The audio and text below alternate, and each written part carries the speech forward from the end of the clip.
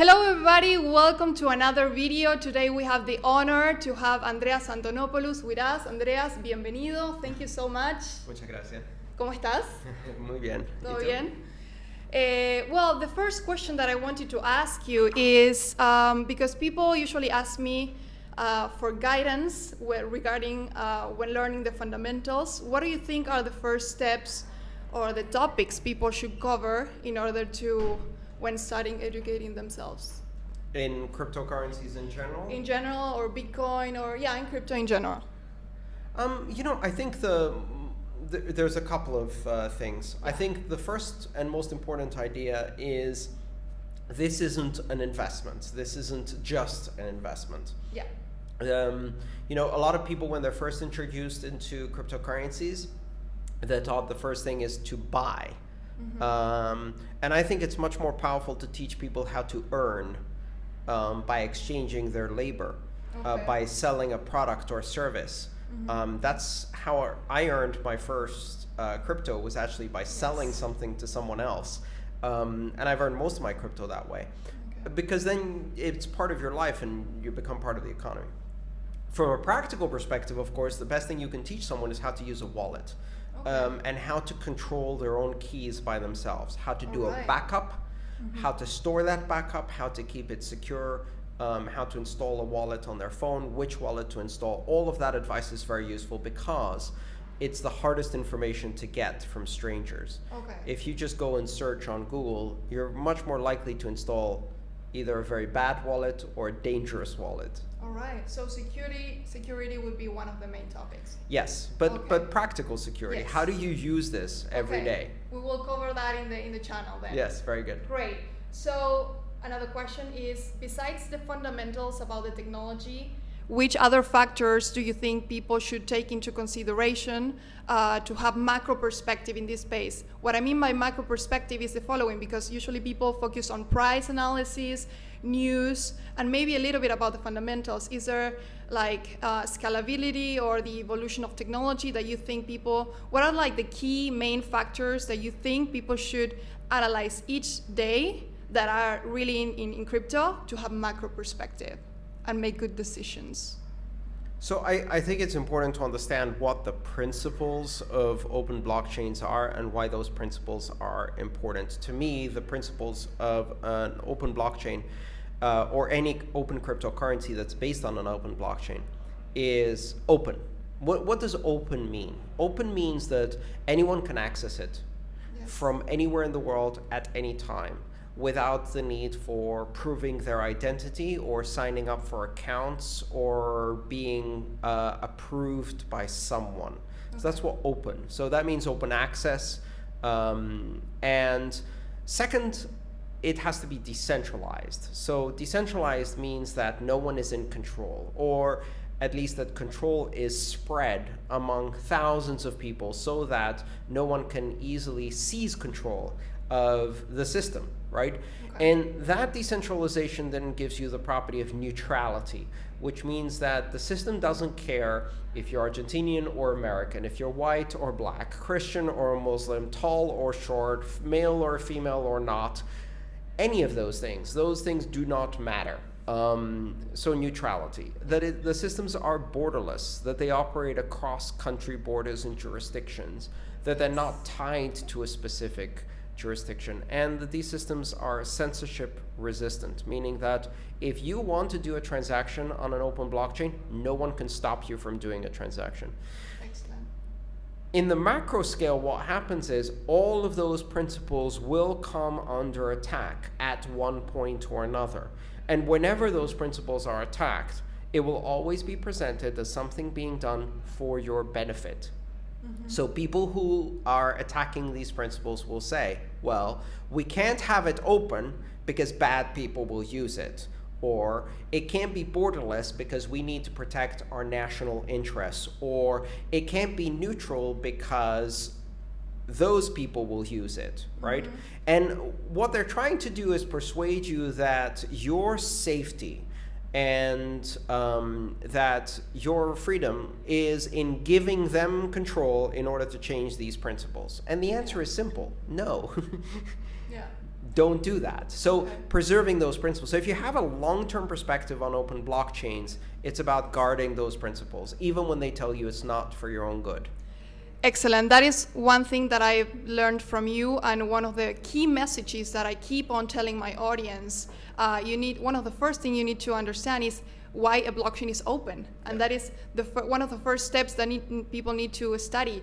Start with the open blockchain of Bitcoin, and that gives you perspective to analyze other technologies. Correct, yes. And that is also attached to another question that I already know the answer, and some of the people already know the answer, but is why or how do you think people use this terminology in a wrong way? Why Bitcoin and not just blockchain? Because usually people say, I'm not that interested in Bitcoin, but in the technology behind it. Do you want to explain us a little bit about that? So when someone says, I'm not interested in Bitcoin, but in the technology behind Bitcoin blockchain, what they're saying is, I want to sound like I am intelligent and know what I'm talking about, Yes. but I'm not entirely sure what I'm talking about. Exactly. And that's not a bad thing. A lot of people who come to this and are new, they hear these phrases again and again, and they'll repeat them without really understanding it to a real depth. So it's a bit like saying, I'm not interested in automobiles. I'm interested in transmissions, the technology behind automobiles. And of course, all automobiles need a transmission to function. But the transmission is not the most important, not the most interesting, and not the most revolutionary part of an automobile, right? And so usually that's used because the people who are saying blockchain, not Bitcoin, what they're saying is also closed blockchain, not open blockchain, Correct. bordered blockchain, not borderless, controlled blockchain, not neutral, censored blockchain, not censorship resistant. What they're trying to do is strip the open, borderless, neutral, censorship resistant, decentralized aspects of the blockchain, and then say, can we have a blockchain without that? Well, the answer is no. And the reason we can't have a blockchain without that is because without that, it's called a database. Yeah. It's not a blockchain. So therefore, why did you do all of this? Yeah.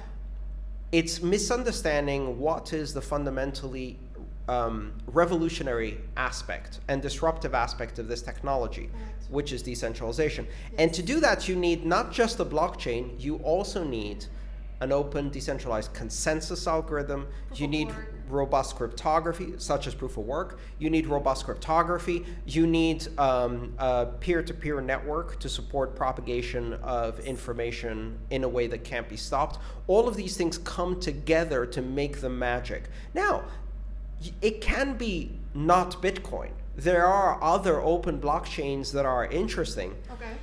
Bitcoin, I think, is the most important one, but Can you mention another one? It doesn't matter. All right. You have to figure that out for yourselves, All right? right, I think. But I think the important thing is it open, right? Yeah. So is it open, decentralized, and all of those things? And most of the people who say, I'm not interested in Bitcoin, I'm interested in technology behind blockchain, they're rejecting all of the other features. Absolutely. Thank you. And what we have just said, people, is key to have perspective and understand the focus, because the other day I was listening to Trace Mayer. He was saying there's so much noise in the space, so much noise. and only a few people are focusing on the right thing, and the right thing, and the main purpose of this market is decentralization. Yes.